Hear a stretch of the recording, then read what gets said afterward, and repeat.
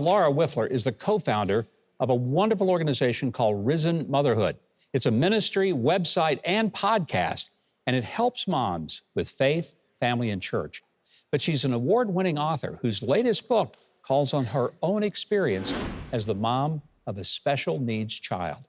And it's called Like Me, a story about disability and discovering God's image in every person. Please welcome Laura Wifler. Laura, great to having you here. Thank you for having me. It's a joy. I read this book to my grandson this afternoon.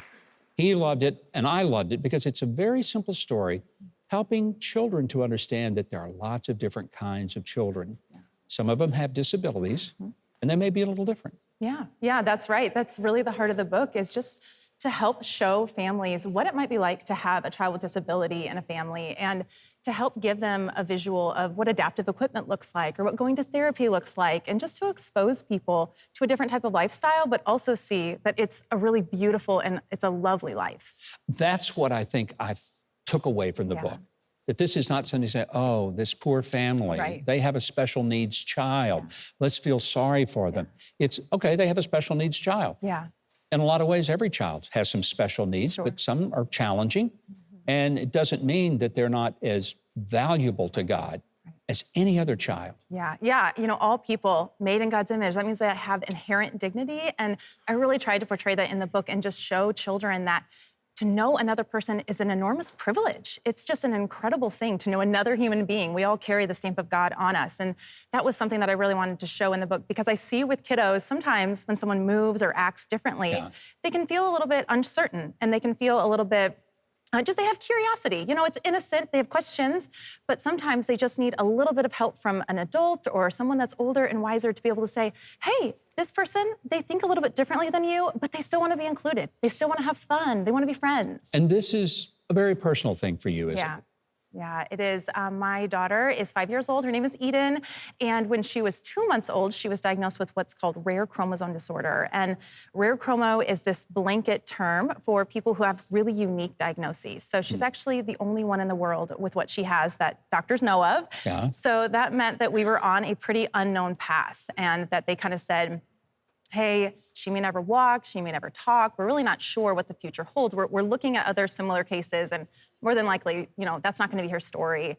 But over the years, we have just been on a journey of discovering her, and she's unfolded, and we've seen her abilities, and she can walk, which is just an incredible miracle. God has been so kind. She can, that's beautiful. Right. Beautiful. Seriously, it's such a gift. And she is just learning to talk, too. And so she's getting some words. She's in kindergarten, and it's such a joy. But this book was really born out of that experience, and just watching her make friends, and kids kind of learn how to include her and engage with her. Laura, there's probably a lot of parents, and maybe all their children are just fine. They don't have a special need or a learning disability.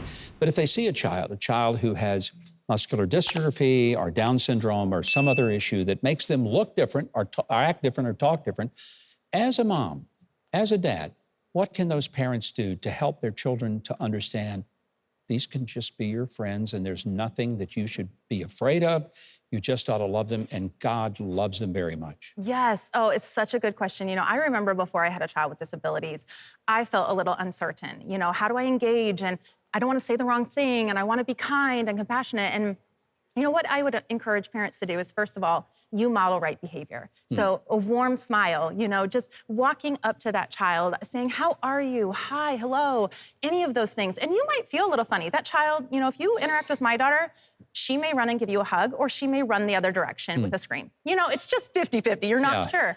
But, you know, there's an element of, as Christians, we know that life isn't about us and all of our comforts. And there's a really beautiful thing when we can kind of say, hey, I'm gonna go towards you, and I'm gonna lay down my life and my comforts, because I wanna make you feel welcome and known and loved. And so that's one great thing, parents modeling behavior. Another thing is training beforehand. You know, I think a lot of us, we don't know how to have this conversation because, again, we wanna use the right words, we wanna say all the right things, but there's a lot of foundational work we can do as parents to really say, hey, all people have inherent dignity. No matter what they can do, no matter their resume, no matter their skills, their talents, the way they move, they are valuable and have dignity.